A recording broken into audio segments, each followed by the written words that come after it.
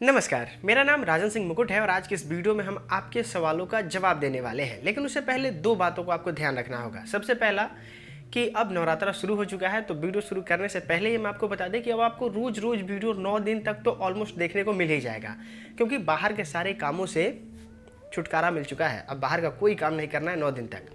दूसरा, इस वीडियो में हम जितने भी जवाब दिए हैं वो सब या तो मेरे ऊपर आरोप लगाए गए हैं, या तो मेरे बारे में कुछ बुरा बोला गया है, या फिर वैसे सवाल जो मतलब हमको चैलेंजिंग लगे कि बाप रे इसका जवाब कैसे देंगे, उसी सवाल को पिक किया गया है। बाकी आप सबको का दिल से धन्यवाद जो आप लोगों ने ऐसे कमेंट किए। अब चलते हैं और पढ़ते हैं पहला सवाल। पहला सवाल है राज नितेश यादव। ये पूछते हैं, I want to say that why you only target Khesari Lal Yadav. इनका कहना है कि आप खेसारी लाल यादव को ही टारगेट क्यों करते हैं। दोस्तों, सबसे पहले ये दो वीडियो देखिए। सर देखिए, होली के गाने में तो जब से हम जब से गा रहे हैं तब से मेरा ही आता है। पूरे खानदान को लपेट दूंगा और इंडियन गारमेंट। अच्छा, इस वीडियो को देखने के बाद आप आराम से अनुमान लगा सकते हैं कि खेसारी लाल यादव को ऐसा लगता है कि वो भोजपुरी के सबसे बड़े सुपरस्टार हैं, और ये बात इनके ऐसे वीडियो देखने से हमको भी लगता है। और हमारे गुरुजी सिखाए हैं कि बात उसी के बारे में की जाती है जो सबसे बड़ा हो। जैसे आप देखते होंगे प्रधानमंत्री को सब लोग बुराई करता है और उनकी गलतियों को खोजता है, उसी तरह खेसारी लाल यादव सबसे बड़े सुपरस्टार हैं। और मेरा मानना है कि गलती अगर ये करेंगे तो इनके बारे में भी सवाल पूछा जाना चाहिए। और आप ही देखिए ना, कोई झूठ मूठ के आपको कहता है कि मैं गरीब हूँ, कोई झूठ मूठ के कहता है कि मैं किसी का सपोर्ट नहीं लेता हूँ, और जितने भी झूठ होती हैं वो खेसारी लाल यादव की तरफ से बोली जाती है। और मैं चाहता हूं कि खेसारी लाल यादव के फैंस जो हैं वो बेवकूफ़ ना बने और वो समझदार बने, और आप आराम से जवाब दे पाएँ किसी के सामने भी। अगला सवाल है, हम हैं खेसारी के फैंस नाम के एक बंदे का है। ये कहते हैं, तुम अपने आप को बहुत ज़्यादा समझदार समझते हो।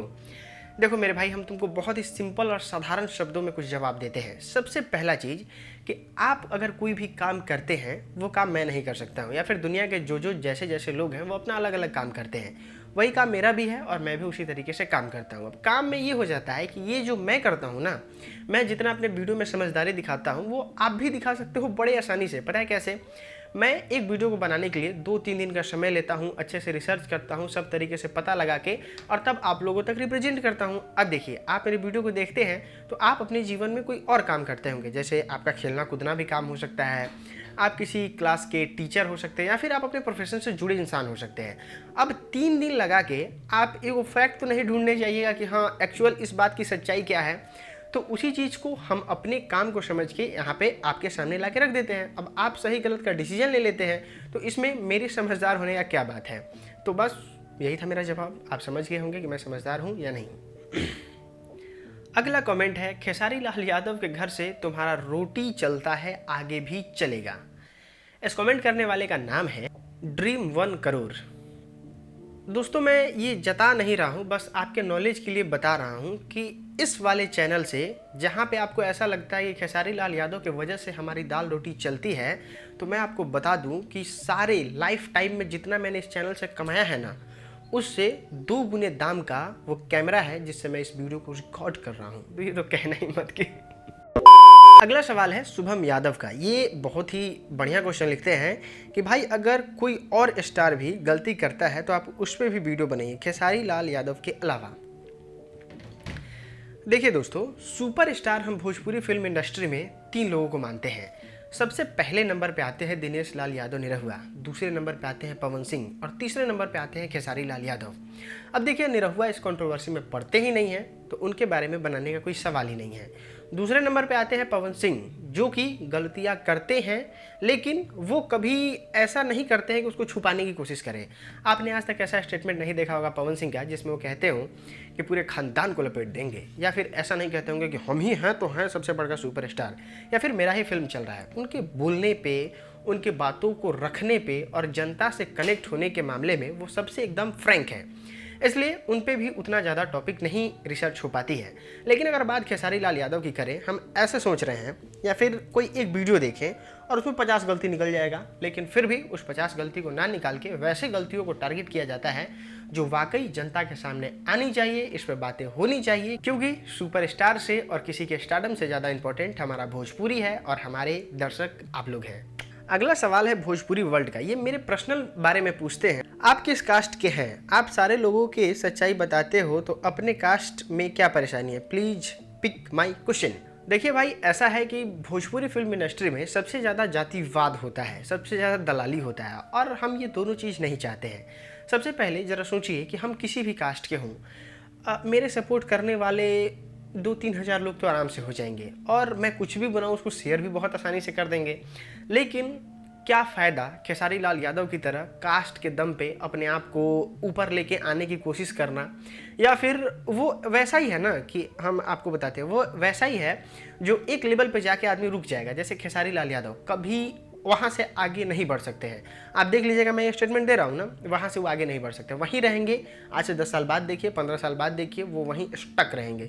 लेकिन जो लोग अपने आप को ऊपर ले जाने की कोशिश अपने कंटेंट की वजह से करते हैं, अपने मतलब अपने आप को आगे ले जाने की कोशिश करते हैं अपने जनता के बदौलत, वो हमेशा आगे बढ़ते हैं। जैसे कि आप मुझको देखिए, बड़ाई नहीं कर रहा हूँ, 3 महीना हुआ है मेरे चैनल को बनाए हुए, जाकर देख लीजिए। महेश पांडे जैसे यूट्यूबर, जो भोजपुरी के सो कॉल्ड बड़े यूट्यूबर हैं, उनको गाली देने की ज़रूरत पड़ गई। भोजपुरी के सबसे तगड़ा मुहिम चलाने वाले, जिससे सारे सुपरस्टारों की हालत ख़राब हो जाती है, उन्होंने आपके भाई के बारे में बातें की जिनका नाम मगहिया जवान है। तो आप देख सकते हैं कि अगर आप सच के रास्ते चलिएगा, एक अच्छी सोच के साथ आगे बढ़िएगा, तो आपको सफल होने से कोई नहीं रोक सकता है। दोस्तों, अगला सवाल है फैक्ट फर्स्ट। इनका नाम है नमन कौशिक, और ये हमसे सवाल पूछते हैं, भैया आप 10th जिस स्कूल में किए हैं उसका नाम क्या है, एड्रेस बताइए और स्कूल के बारे में कुछ बताइए। देखिए, हम जिस स्कूल से पढ़ाई किए हैं उस स्कूल का नाम था जीवन पब्लिक स्कूल, जो चांदवारी मोतिहारी में स्थित था। लेकिन अब उसका नाम बदल के जीवन इंटरनेशनल स्कूल हो गया है, और वो मोतिहारी के चाटी माई में है। स्कूल का एक्सपीरियंस बड़ा ही कमाल का रहा, लेकिन हाँ, हम लोग के समय उतना ज़्यादा डेवलप नहीं था स्कूल, मतलब हाँ ठीक था। लेकिन अपना ऑनेस्ट एक्सपीरियंस बताएं तो स्कूल के टीचर्स जो थे वो बहुत ही एजुकेटेड और बहुत ही समझदार थे, जिसका आप रिजल्ट यहाँ देख सकते हैं। इतना, बस इतना सीख पाए होंगे उस स्कूल से, मतलब जितना पढ़ाई होता है ना उसका इतना सीख पाए होंगे, तब देख सकते हैं ना। बस यही है, और क्या। दोस्तों, अगला सवाल है भोजपुरी धमाका न्यूज। नमस्कार राजन भाई, आप इतने कम एज में इतने बड़े बड़े ट्रेंडिंग स्टार और उनके चमचे महेश पांडे को जवाब सबूत के साथ देते हैं। आप अपना बिहार को बदनाम से बचा रहे हैं, दिल से धन्यवाद। धन्यवाद आपको भी कि आप भोजपुरी के अच्छे कंटेंट को पसंद करते हैं, और आप हमारे जैसे इंसान को मोटिवेटेड रखते हैं कि राजन भाई तुम वीडियो बनाओ, मुकुट भाई तुम तहलका मचाओ, हम तुम्हारे साथ हैं, और हमेशा ऐसा ही प्यार बनाए रखिएगा।